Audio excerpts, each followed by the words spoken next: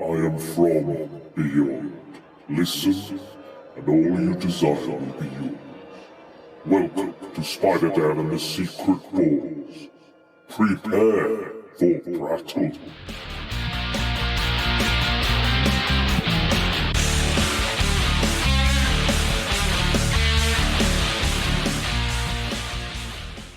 It was a defensive exercise. Yeah, best defense is a good offense. Or is it the other way around? Welcome to Prattle World. I'm your host, the ever-amazing, ever-spectacular Spider-Dan, and in this podcast, I spotlight entertainment's best-kept secrets that a mainstream audience may find boring.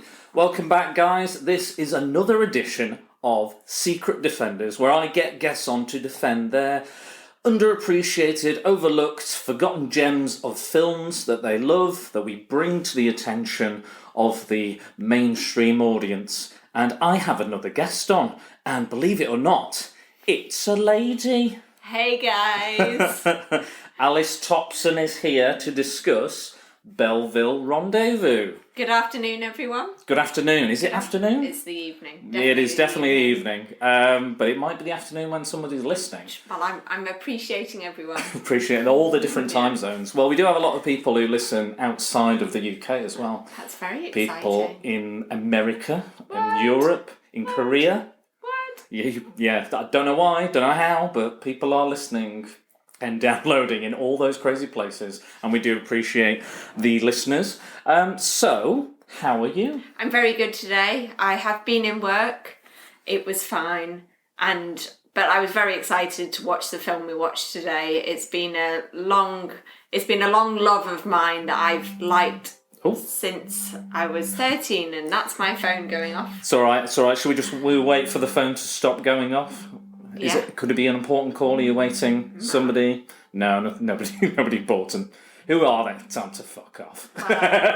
Probably my dad, but it's fine. Well, I don't want to tell your dad to fuck off because that would just be rude.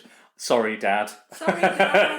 It's finished. Anyway. It's all right. Sorry. So yeah, if you heard the mass vibration, it's all right. It happens. You know, this is live. It is live. It won't be live, but it is live. It's live right now. We're alive. We're living our lives. So you've been at work all day. I've taken it quite easy today. I've done very little. Sounds great. Bit of shopping. Bought us a DVD player for tonight. Very appreciated DVD player. Yes, because you didn't have one, did you? I didn't have one. I'm trying to remember where my DVDs are. Ooh. I have lots, but I honestly don't rember whether I gave them to probably in a charity shop. Yeah. Well, maybe you can buy them back. Who knows? Could. So let's talk about us a bit more. Okay. So how do we know each other? We know each other from work. From work, yes. I have worked at my work for 4 years. Dan has been at our work. Well, not officially. Officially, it's only about 3 months. Unofficially, it's since last April. Yes. And me and Dan met through me training him how to do the job. Yes, because I still don't know how to do it. He does know how to do the job, but...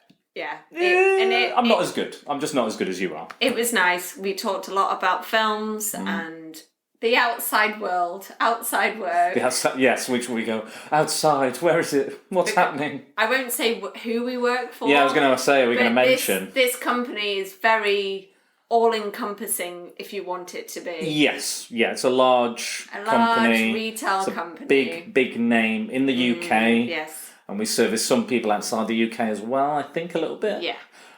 But yes, so if you want to ask me privately what this strange, mysterious... Sounds like some sort of evil corporation, doesn't it? I wish it was an evil corporation. Who knows, maybe if some news came to light. Yeah. I don't think so. I honestly don't think so. Me neither. Yeah, it's not Skynet or Cyberdyne or any of these horrible, evil corporations from films. And also me and Dan went to the Christmas party together. We did, didn't we? Yes. That was our first night out, I believe. It was a lot of fun as well. And Dan wore the best suit possible. I did. What did I wear? You wore a Batman suit. I did. Yeah. Yes. Did you find? I wasn't saying I forgot. I remember. I was hoping I got it right. Yeah, and I'm still getting comments about that now. They're like, Good. Dan, he wore that Batman suit. Someone called me Bat Dan the other day. I was like, no, the podcast has a different name. Yeah. But no, it was a suit that I didn't have to dry clean, so that was good. True. But yeah, it looks pretty snappy actually. I have only just gotten my dress cleaned. Really? Since, when was it? December? Oh yeah, it was mid-December, late December? Early December? I can't remember. December. 8th of December? Was it 8th of December? Yeah, that seems right. Yeah. So that's how we know each other. Not know each other that long, really. No. Not personally. But we actually live basically across the road from each other. Yeah, like surprisingly close. It's a 5-10 minute walk for me to get here, so it's great. I live in a nicely heated flat, whereas Dan lives in the tundra. Yeah, pretty much the ice. I'm in the icy vortex, the one that's troubling Chicago at the moment. That's where I live. I have a very my flat's fine. I've had guests there. It's all right. It's not. I downplay how bad it is. It's not that bad. But there are very small radiators and a very high ceiling, which is not. No. It takes me about. I have to like leave the heating on for about 2 hours until it gets to a decent kind of temperature. But I snuggle up under the heated blanket. Yes. That's my. Or I have a hot shower.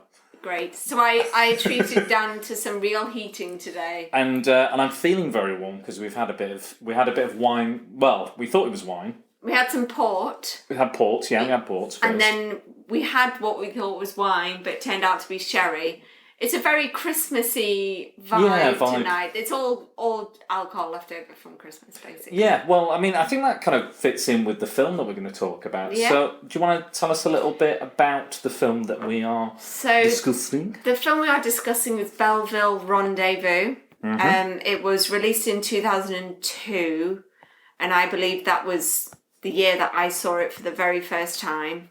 And it's a French film with no talking. So there's no dialogue whatsoever. There's no dialogue, that's the right word to use.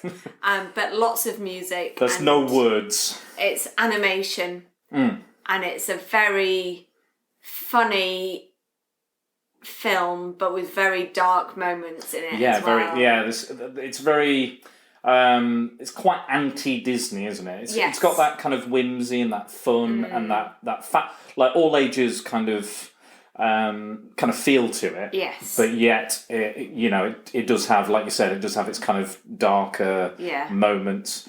But it's also very family friendly, I feel, as well. No, I think anyone could watch it of any age. I don't think there was any. I mean, there was a naked woman in the beginning. Oh yes, I did forget about that. Yeah, there was one naked woman. So there's bare breasts. But based on a real person, we found out. So that's actually quite interesting. Yeah, I think there was a lot of historical kind of, because it's a French film. There's a lot of kind of French elements to it, like. The main character, well, technically not the main character, but the main one it focuses on, the male in the male lead is it's like a cyclist. It's like a young boy who becomes a cyclist, and his grandmother kind of ushers him on and trains him, and keeps his momentum going in regards to doing this. But it's got that old school hand drawn. I'd say it was kind of based in the 1920s, though. It's definitely around that era. Oh, you mean the style of animation? The style of animation, but also the characters and what is happening throughout the film is very kind of, it's not current. It wasn't. No, it seems current. It seems like the start. Yeah, there is a bit of like Art Deco style and kind of that 1920 roaring 20s feel to it. But I think it's really interesting. And there's this one film that carries on throughout the whole of the movie that is the first song you hear at the beginning, sung by these three flapper women. They've got the whole. Yeah, they're kind of like the flappers. And that is put throughout the whole film at every situation that's happening. They will come into it and sing. That song will be sung by them. It's like the through line throughout the picture. It keeps going back to the Belleville Rendezvous. Exactly. But it's quite a catchy tune to be fair. Like, and I, like you were saying, there's no dialogue.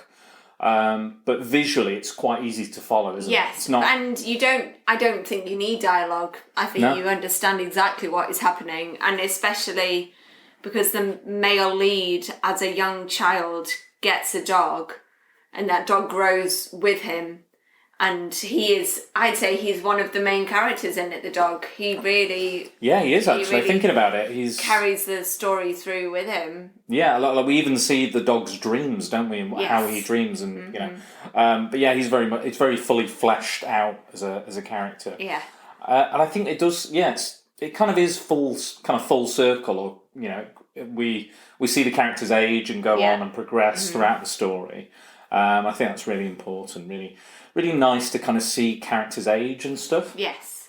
So the style of animation, like we were saying, it's kind of anti Disney. It has that kind of, and I feel like it feels like. Do you remember those old Disney movies like Robin Hood or something, where the animation and Jungle Book? It was like drawn. Yeah, hand drawn animation. I would say that was it was like that, but not as soft maybe as the Disney films. No, the features on the characters are very kind of hardened, aren't they? They're very there's a grotesque kind of beauty to the characters and the way they're depicted. The main character has this giant kind of Roman nose. Yeah. It's almost kind of disturbing how big it is, because you can't really... That's like his entire face is his nose. Every time you kind of focus on that main character, it's always from his nose, from the bottom of his nose to the top, and it just keeps on going. Yeah, you kind of sit on the tip of his nose and look up. I also think noses are probably quite a big vision for this film. So there is a mafia. Yes, as a kind of the villain of the piece, yeah. And the villain of the piece has a really bulbous red nose, so you're very aware of that also. Pimply, and it looks like he's been drinking a lot throughout his, he's got one of those kind of, his horrible big tomato. So I would say noses are very important in this film. Yeah, I mean, I guess, for... Like, there's a lot of kind of depictions of like wine and stuff, isn't there? There's a lot of kind of, because obviously, French love their wine. That's what they're about. But yeah, there's a lot of kind of depictions of like people sniffing and doing things. But like there's like I think you brought it up during when we were watching the film. You were saying that the fat ladies aren't just fat. They're humongous, fat. Humongous large. Like I think the first image we see is a fat lady. Yes. And she's sat on a small gentleman. He's stuck in her bottom, basically. So I think in this film they're really not kind of making things easy for the viewer. No. I don't think they want you to think like, oh, this is nice and soft and everything's going to be okay. Because throughout the film, things continuously get worse and worse and worse. More dangerous, yeah. More dangerous. And, so they're not. Yeah, I think there's. It's kind of speaks to what beauty is, what we consider beauty to be. Like we have these preconceived notions of what we find beautiful and what people would, like that traditional form of beauty. And I think that's what this film challenges us to kind of view, is kind of we're seeing. There's these lovely characters in it. Yeah, they look quintessentially not attractive, to our our Western, the male gaze, per se, because they're all most of the main characters are female. They're not quintessentially the standard norm of what we consider attractive, but you love them. You fall in love with these characters, because they are who they are, not because of their looks, because that's just... Yeah. And I found that really interesting. I did as well. I think the main thing I found interesting when I first watched this film, and again watching it this time, is the way that they use noise in this film. So we were watching a part of the film and there was a frog that had jumped out of frog soup. It was an alive frog. And he jumped onto train lines, and you heard a train coming, and then it cut away to the dog, and all you hear is a kind of a plop, plop. Kind of it's like a squish or something. And you know that frog is dead, but you didn't have to see the frog dying to understand that the frog was dead. Exactly. Basically. I think that was really clever. Like I burst out laughing because I think I've got a bit of a dark sense of humour. But it's a lot like Alfred Hitchcock's Psycho, where you think you see the penetration of the knife during the shower scene, but you actually never do. No, you never see that. do. It's never done. And they're like, no, I saw it. And they're like, no, you didn't, because it was never in there. No. But people's imagination is so powerful. Because I think I had the exact opposite reaction to you. You were like, oh no, and I was like,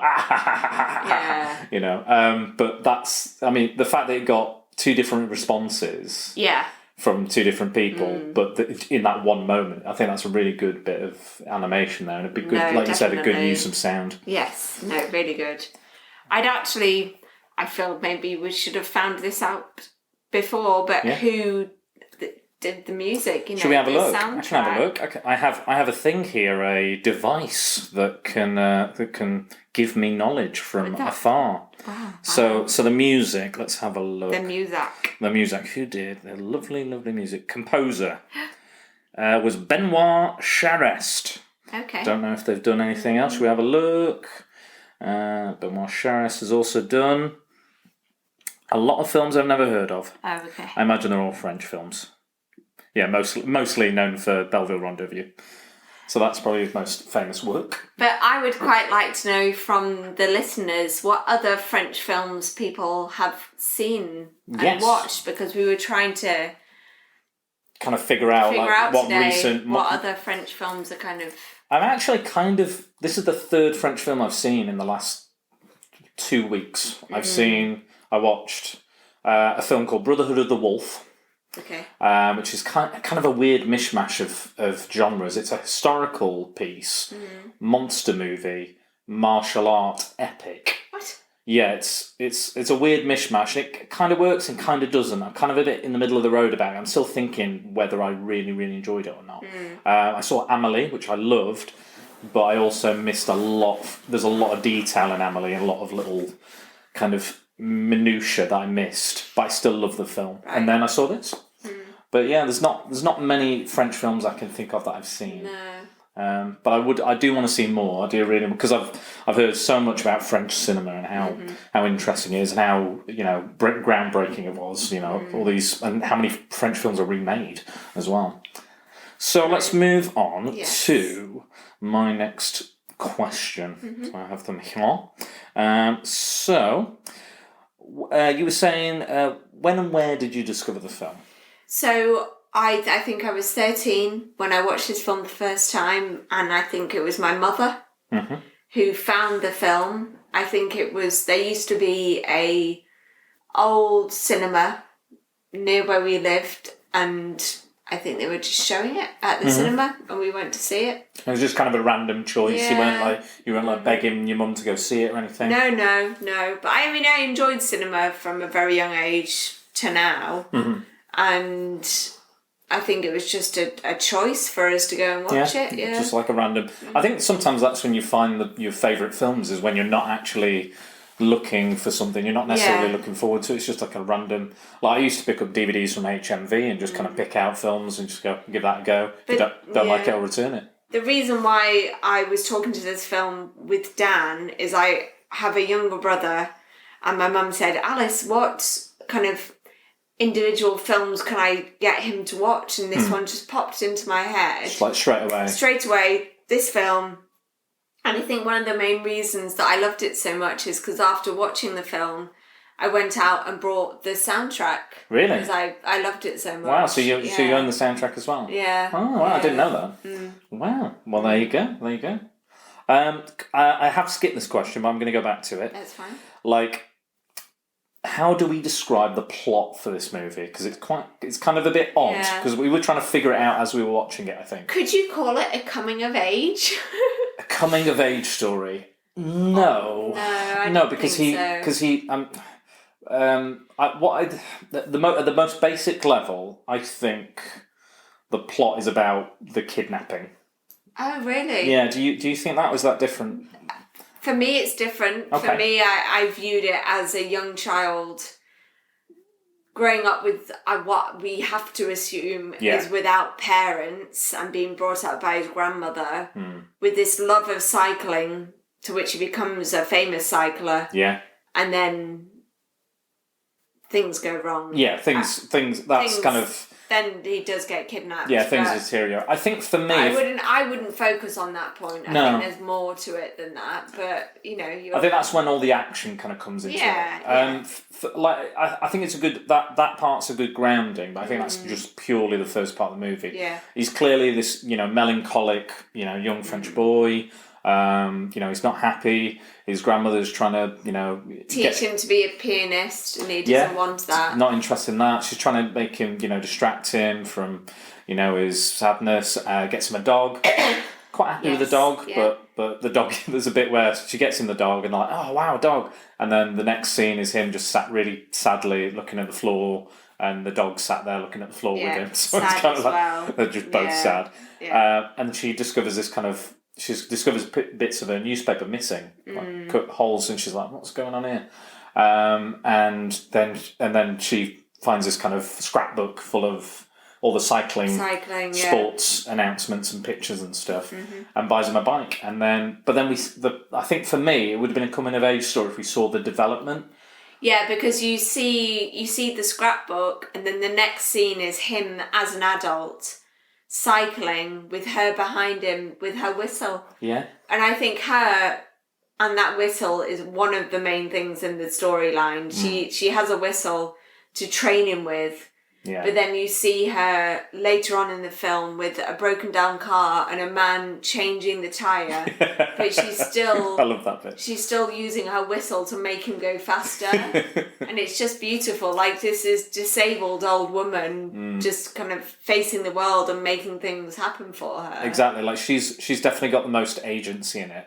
And again, if it was a coming of age story, we would see his development. Yeah, I understand. His challenges, him growing like step by step. But we go. You don't see that. It's kind of like, you know, the story of Jesus, who's like, you know, we don't see him grow. He's like, you know, he's born and then he's 30 years old. And then you know, he's Jesus. It's kind of like, oh, he's just full grown, but Jesus, you know, full Jesus mode. You don't see that kind of progression. No.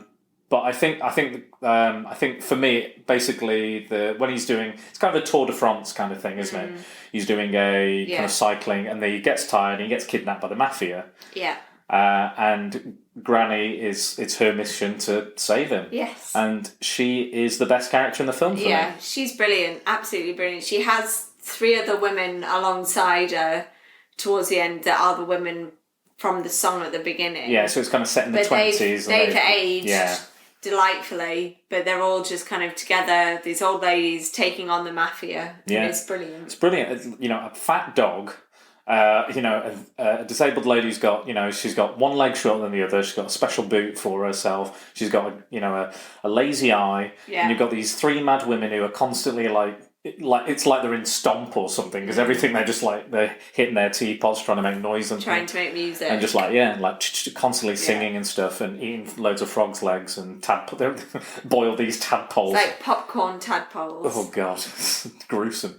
But yes, and again, like where in what films do you see, you know, an elderly disabled woman as the hero of the piece? But she is from the beginning. From the get-go. Really is. You see her as this kind of a main character. She is the main headline character almost in this film. She definitely is. You know, you almost love her from the beginning. She wears these glasses that every time she adjusts, her eyes swell with the glasses because they're obviously very strong vision, and it's just beautiful, really. It's gorgeous. Beautiful. It's just kind of a love. I think it's kind of a love letter to grandmothers of the world. That they've just, you know, they're strong, they're supportive, they're loving, they're caring, they're nurturing. But then they can also kick a lot of ass, you know, when need to. Because, spoilers, but towards the end, they're being chased down by the mafia. Yeah. And there's a great moment where Granny's kind of... We're just calling her Granny. I don't know the character's name, but we'll call her Granny anyway. Mm-hmm. It's probably some French name we'll probably struggle to pronounce anyway. And she stands down, the car's hurtling towards her, and they're shooting at her with these big guns and everything. And she just stands her ground and she's like, I've had enough of this. Yeah. And then she kind of... in a very cartoony way, trips up. Puts her big boot out. Yeah, and trips up the limousine or whatever. And then they fall into the river, but they're also into a boat that they own. Yeah. and you know, you're everything just assuming that they're explodes, dead, doesn't it? Just, and then they have fireworks. yeah, just all come out of the whole boat explodes and fireworks, and they go flying in a very cartoonish manner. But it's great, and you know, there's because it's the top 3 cyclists that get kind of kidnapped, and there's somehow kind of the power of the cycling manages to get them kind of through a wall and kind of onto the road. Yeah, isn't it? but only 2 of them survive. Remember, one of them. That's right. No, is you're right. Killed. So. And one of the older ladies just jumps on the bike and starts pedaling as well because they've got to speed up to get away from these mafia people. I think I was going to ask you who your favourite character was, but I think you might have answered it. But is it the dog though? Okay, let's talk a bit more about the dog then. I don't know. It isn't the dog, but it is definitely his grandmother. But I think, you know. I mean, the dog has a lot of character. Yes. But I kind of also think that it's just like it's kind of there for, I don't know, for the kids or for the entertainment value. Yeah, kind maybe. Of like, he's kind of just hungry, or he's just, you know, he's just. Well, he's always hungry. Yeah. He's a very hungry. That's his like main hungry, motivation. lazy dog. Yeah, pretty much. Yeah. But yeah, I do appreciate him, like, us seeing his dreams are in black and white, which I thought was quite good. That was clever.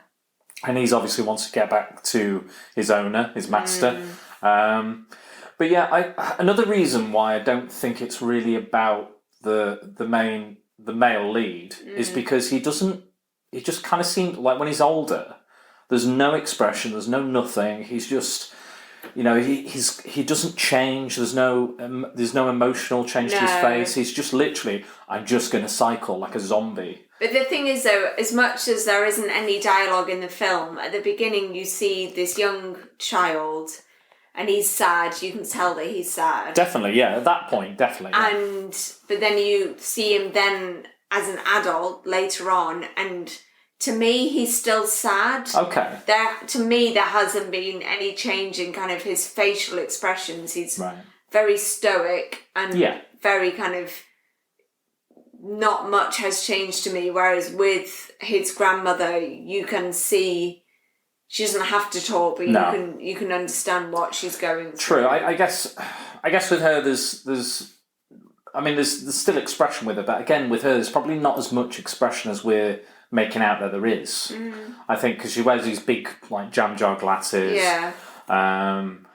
But yeah, I just didn't really jive with his character. Like I definitely got with Granny. I was like behind Granny 100% all the time, constantly. Like yes, go. Yeah.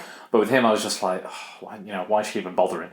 a little bit. True. But I think that's just me. But yeah, I just couldn't really relate to him or kind of get behind him. But I definitely don't think he's a relatable character at all. Because it wasn't even like it was an obsession for him, the cycling. It was kind of like he was just doing it.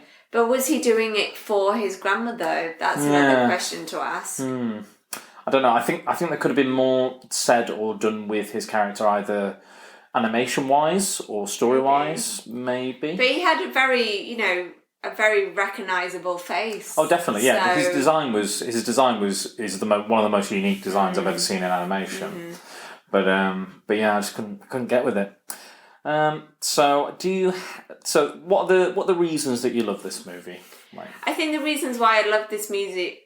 You love the music. Movie from 2002 to 2019 is the fact that each and every time I have watched this, it is totally taken me in on a journey, and the fact that there is no dialogue, but I was able to kind of almost create my own dialogue and understand each and every screen throughout the film what is going on. And I just think it's a really beautiful film in the way it's made and the story that it tells. Yeah, I have to agree. I think it was a stroke of genius actually to not put any dialogue in it, because it's universal. Yeah. You can watch this in any country on the planet. Yeah, oh gosh, you can get the story, you can understand it. Yeah, there's a few bits of kind of French dialogue, but they're totally incidental to the plot. They're just like there. I think one of them is like, no money, no hamburger. I think that's one of them, and it's just they don't even have to say that. It's done with the animation. You would have known anyway. Yeah.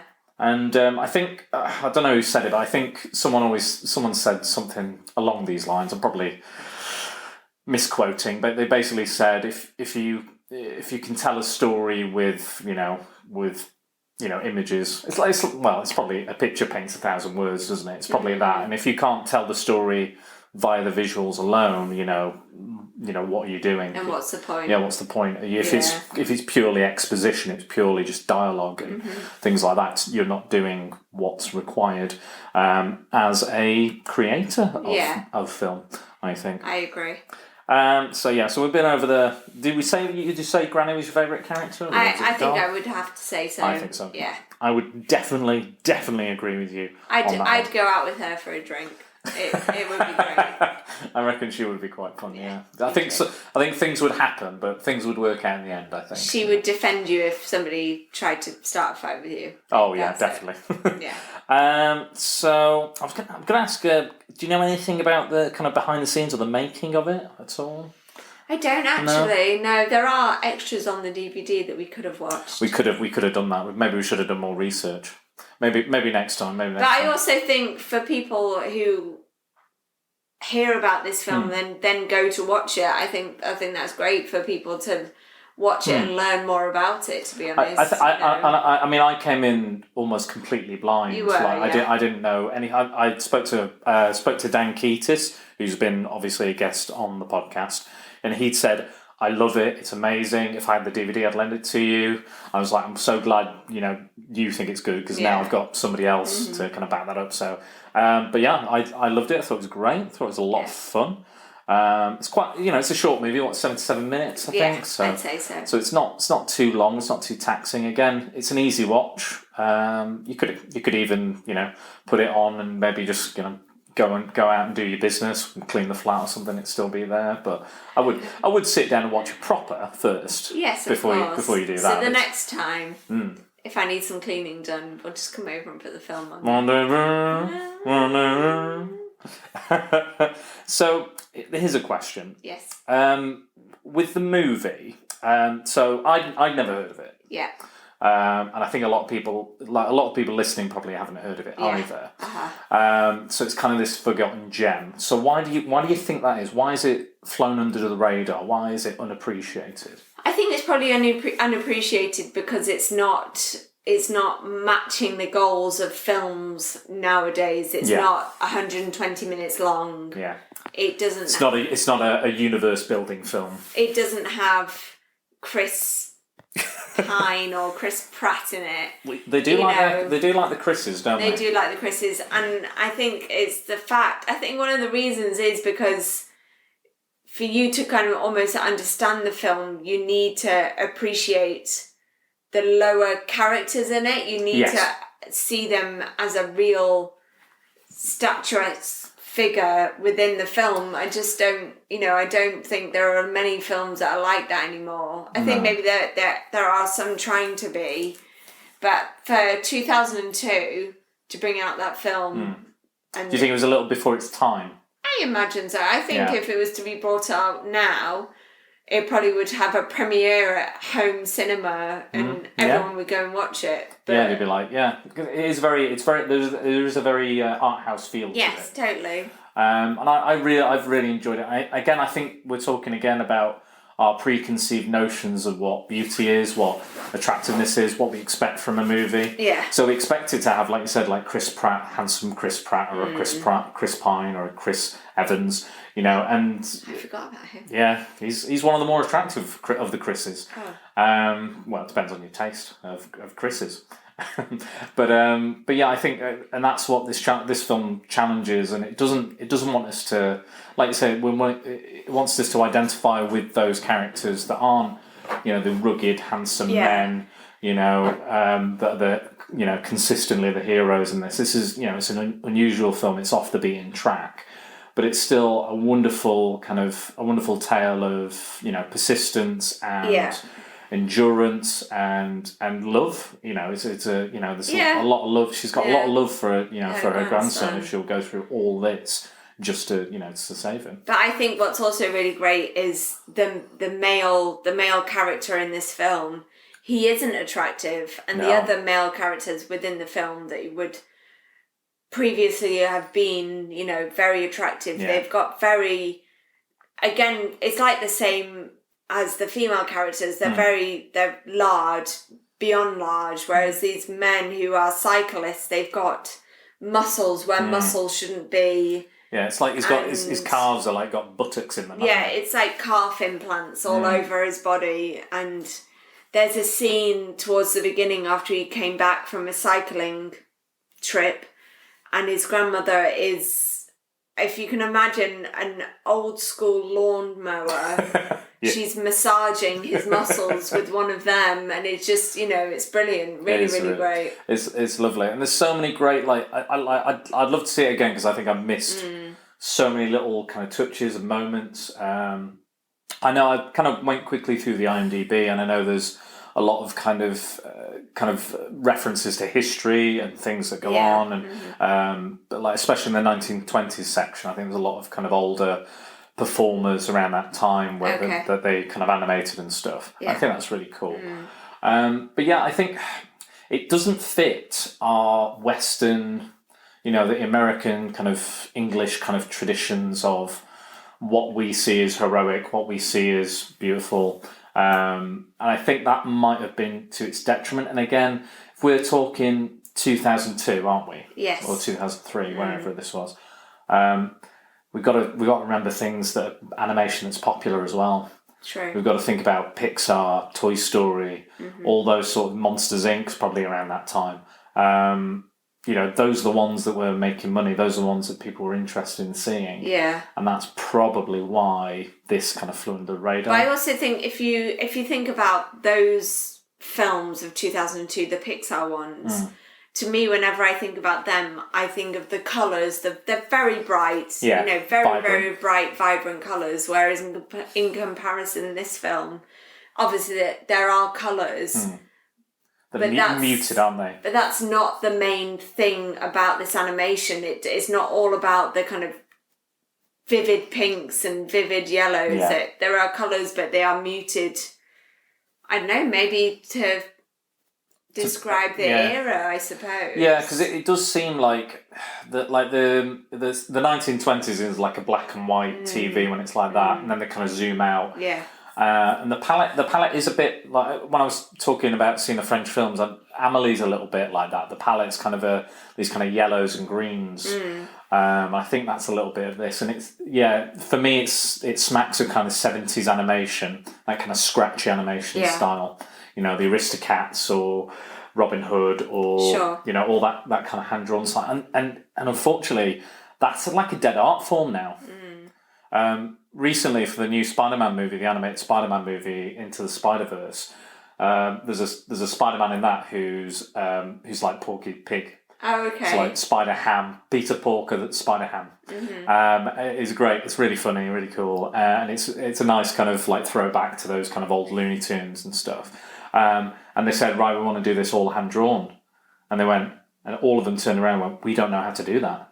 Wow. They were like, we have no idea how it was done. We have no idea how to even produce that, where to go. That shocks me. I know, it's scary, isn't it? It's like already in less than a few years, it's become a dead art form because computers and computer animation and CGI is just taken over and it's taken off in such a way. I think one of the last Disney ones, I think, was Princess and the Frog, I think. Okay, yeah. Which is actually really good. You should see that. I've seen it. Oh, so good. The music really in it's amazing. New Orleans style music. But yeah, so I think it's kind of tragic. Yeah. In a way, like it's only been, I don't know, like since maybe Toy Story really kicked it all off. Yeah. So that's why it's happened. But that's. Anyway, let's move on from the sadness. Oh, yes. I mean, is there anything else you want to say about it? Anything you want to add, or would you recommend about it? I just think if you're sat at home thinking, oh, what films should we watch? And everyone's like chipping in. Yeah. Please recommend this to your friends because it just really is the sort of film that can move you in many ways, and the fact that it's animation at the same time is another thing that I really appreciate about the film. I just think it's beautiful. I think it's a really beautiful film. It is an absolutely gorgeous film. It's well animated, well put together. You know, we were laughing like all the way through it. You know, it's really funny. It's sweet. Yeah, it does have its darker moments, and there are a pair of bare breasts at the start. But you keep focusing on those bare breasts. Sorry, there's probably reasons. It's probably like deep, homegrown reasons why I'm focusing on the breast. I just kind of a bit shocked when I was like, okay, there's breasts. But no, I think you could show that to kids and they would enjoy that. Yeah, I think they'd get a lot out of that, and I think it's quite a good kind of. You know, it's not too kind of kid centric, like because adults can still enjoy it. Yeah. But yeah, I think it's a gorgeous kind of. Just a gorgeous film. I also really like that it's a universal film. Anyone can watch it and get something out of it. Exactly, and so I couldn't recommend this enough. Since I think that kind of covers the film. Yeah. But I'd like to kind of discuss because I'm looking to do. Oh yes. I'm looking to do a new format for the podcast. So we've got a lot of time. So I'm looking to do a new format of the podcast, and I want to look because you are a woman. What? You are a woman, aren't you? Last time I checked. Have I assumed your gender? I do apologise. No. Yes, I am. I am a woman. You are a woman. Just for our listeners at home because they can't see you. We've got to clarify this. So I want to because it does like as much as I enjoy it, it does get a little bit white straight male on this podcast so far. So I'm trying to branch out and be a bit more diverse and stuff. So I want to do a podcast that focuses on female filmmakers, actors, performers, you know, storylines, characters, things like that. So I'm looking for a few good women to help out with that. Great. So do you have any ideas or anything that maybe I could look into or could look at, or would you like? Well, first of all, would you like to be one of the guests? I would love to be one of the guests, 100%. I think there are quite a few female directors now. I think what might be quite interesting if you have the time and energy to look into is kind of women behind the scenes, like in the creation of films. So script writers and editors. I think I personally would find that very interesting. Well, you mean we can both do it. How about the next time we get together, we look at, say, top 5 films directed by a woman. Directed and written by a woman. Yeah.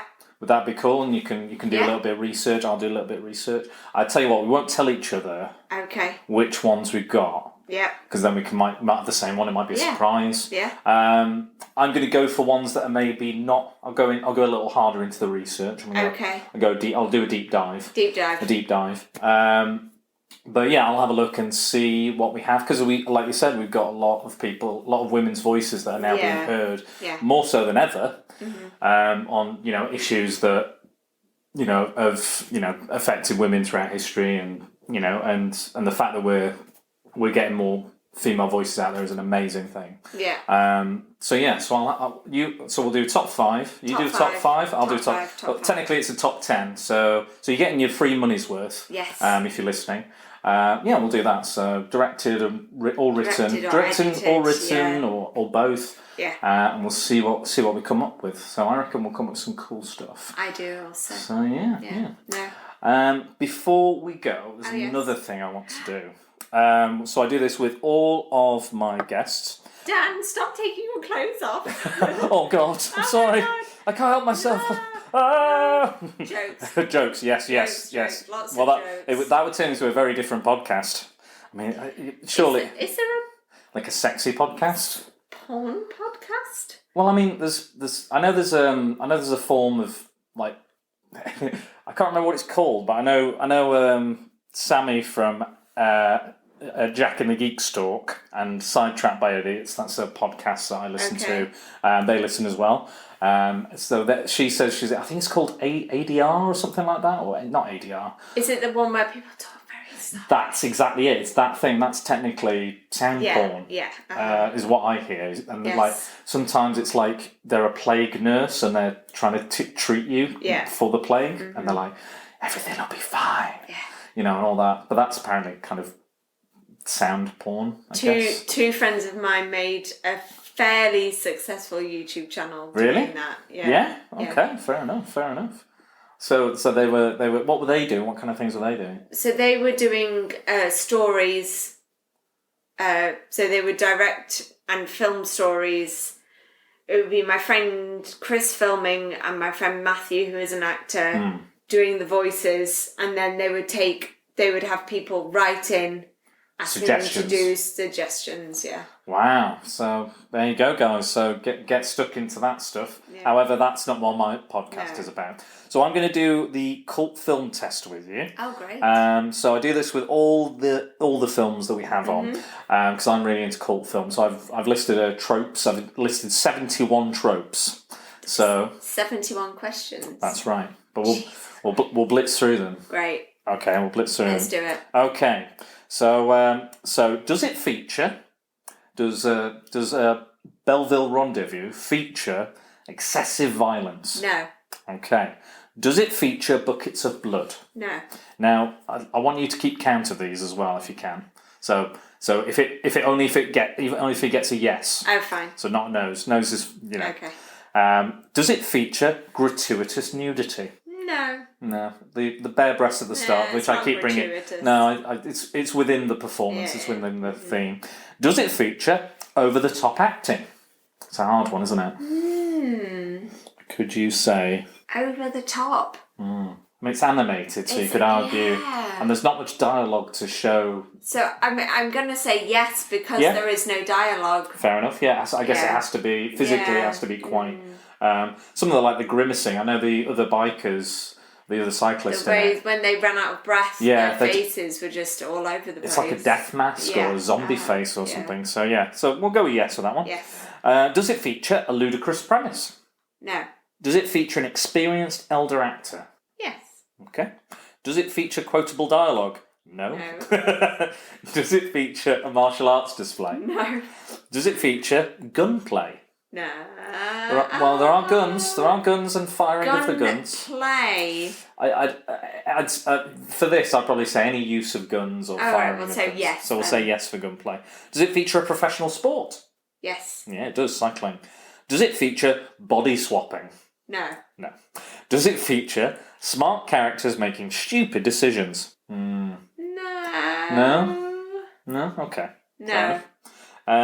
Does it feature the non-threatening made threatening? I don't know what that is. So, for example, a horror movie about frogs, because they're not threatening, are they? Oh, right. I mean, the Mafia are pretty threatening. Yeah, I guess so. I guess, they're an understandably threatening. Yeah, so they're not. I wouldn't say they're no. non-threatening. No. Does it feature machismo? No. No, definitely not. Does it feature dance choreography? Yeah. Did you say so? Yeah, I think so. The flapping at the start. Flappers, Yeah, the flappers at the start, and the lady, the naked lady, okay. has the dancing. Does it feature a metric ton of drugs? No. Does it feature pseudoscience? No. Does it feature a post-apocalyptic world? No. Does it feature sexual fetishes? No. Does it feature a diverse cast? Oh, they're French. They're French. That's diverse. Well, no. I'd say they're mostly white, aren't they? Most of the protagonists are white. So no. So does it feature a heist? Yeah, with the kidnap. Yeah. A heist? No, because I think a heist is like a really planned out kind of robbery. Oh, fine. I think if you like what a heist film would be, that's how I kind of consider it. All right, we'll say no for that. Does it feature a montage? So would you say the dog's dream was a montage? No, I'd say that was a dream sequence. I think a montage would be several things going on and chopping in between them. Like Rocky. Yeah. That's loads of different bits of... No. Does it feature Cold War politics? No. Does it feature a grizzled cop? No. Does it feature a conspiracy?